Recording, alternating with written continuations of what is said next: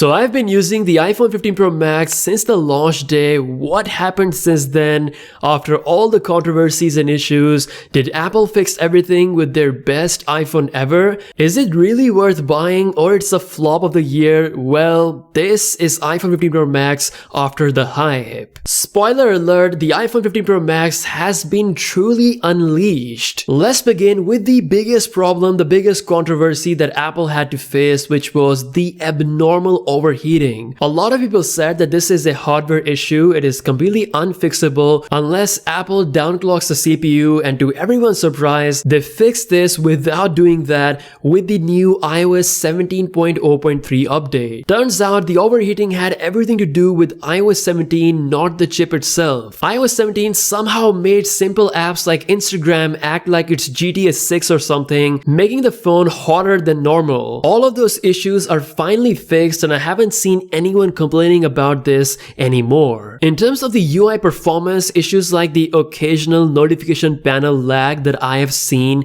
on my model since the launch day has also been truly fixed. On top of this, Apple has unlocked the best battery performance on the iPhone 15 Pro Max, something we couldn't see at the launch time. Across all iPhones, even the last generation, the iOS 17.0.3 improved the battery life by at least an hour compared to what I was getting before on my 15 Pro Max. It easily gets me through the day without any problems. Now, as for the build quality, majority of my usage has been without a case on it, and to my surprise, is actually looking pretty good with no noticeable scratches or any kind of issues. I will mention that I haven't dropped this phone even once during this whole period, so maybe things would have been different if I had that experience, but honestly, this is an expensive phone which may be more prone to breaking, as we have seen with some of the tests. So for majority of people, I will definitely recommend buying a case, which is what most people already do anyways. Now, the haptics, microphone quality, and speaker on this thing are top notch. Especially the speaker, for some reason it feels more clear than my iPhone 14 Pro Max. Now, before we talk about the most game changer feature on the iPhone 15 Pro Max, for me personally that has changed everything, I have an important message. Mental health is crucial because it affects how we think, feel, and act. It ultimately impacts our well-being and quality of life. I've had my struggles in the past, and therapy has helped tremendously in managing stress, anxiety,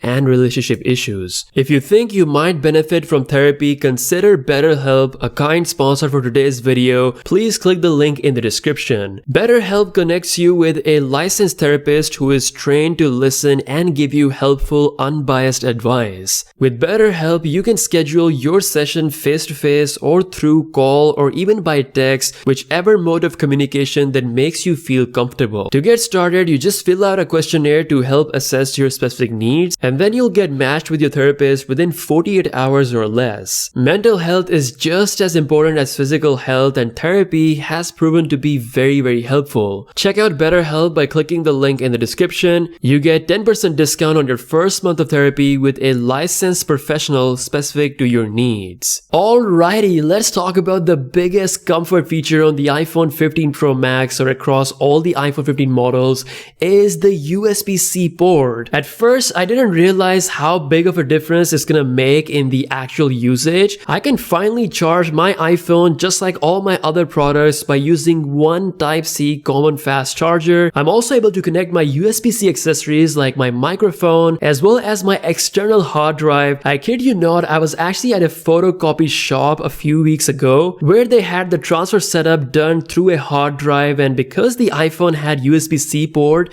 I was able to connect it without any issue. Not just that, I was flying back from British Airways and for some reason their charging port didn't work, but luckily thanks to USB-C, I was able to charge my iPhone using another Android phone by using the C-to-C cable. I have to say USB-C has been the best comfort feature for me personally on the iPhone 15 Pro Max. Now, another thing that has been the best for me is the camera. I'll start with the best part, which is the default main camera. It takes 24 megapixel amazing detail photos, something that no other phone can do by default, as all those phones take pictures at 12 megapixel resolution. So again, Apple's implementation has been the best. It does it all automatically, which makes it such a good experience. Now the 5x lens is pretty good, but it's not really gonna be beating the S23 Ultra, for example, when it comes to true long range zoom. But as far as the overall experience, this might be the best 5x zoom on any phone out there. The fact that Apple allows smoothest 4K 60 FPS lens switching is just amazing. This is something that I couldn't do on the iPhone 14 Pro Max or any of the iPhone series before. Because of this, I've been exclusively shooting at 4K 60 FPS ever since the day one. Definitely the best video on any smartphone out there, and it's gotten even better. If amazing video performance is what you're looking for, then the iPhone 15 Pro Max does it the best. Also, being able to convert any photo into portrait mode has been a really game changer. Plus, the iPhone takes 24 megapixel portraits, which is something that no other phone on the market does. Now, when you want the best absolute portrait shot, the 5x lens does a really good job. Night performance is also something that I didn't talk about last time, and it's actually kind of improved compared to the iPhone 14 Pro Max. Like, even normal handheld 10-second photo can show the sky and stars really well. All in all, the iPhone 15 Pro Max is a camera beast, probably my best favorite camera on a phone right now, especially the video on all lenses, smooth as 4K 60 FPS performance. While it may not be a big camera upgrade compared to the iPhone 14 Pro Max, but for anyone using any previous generations like the iPhone 13 Pro Max or the 12 Pro Max, the 15 Pro Max delivers a pretty major upgrade. So don't buy the iPhone 15 Pro Max for the sake of titanium, which will be covered by the case 99% of the time. The camera, and most importantly, the USB-C port, is going to be a massive upgrade. Again, if you are an iPhone 14 Pro Max user, definitely do not upgrade. If you're also perfectly happy with the battery life and performance on the 13 Pro Max, and you don't care about having the best camera on your phone if you own like a professional camera or something, then honestly you don't need the 15 Pro Max. But again, if you want that best camera on a phone, whether for content creation or something else, this is going to be a very noticeable big change coming from 13 series or 12 series. For the camera, it is 100% worth a jump. And if you're currently an Android user wanting to try out the iPhone, I believe this may be the best time, as iOS 17 is decently customizable, especially the action button, which has a ton of customization potential, the USB-C, as well as long range zoom. All of these things that we see in the Android smartphone world, they are finally here with the 15 Pro Max. So no, the iPhone 15 Pro Max is not a flop of the year. The issues were indeed fully fixable.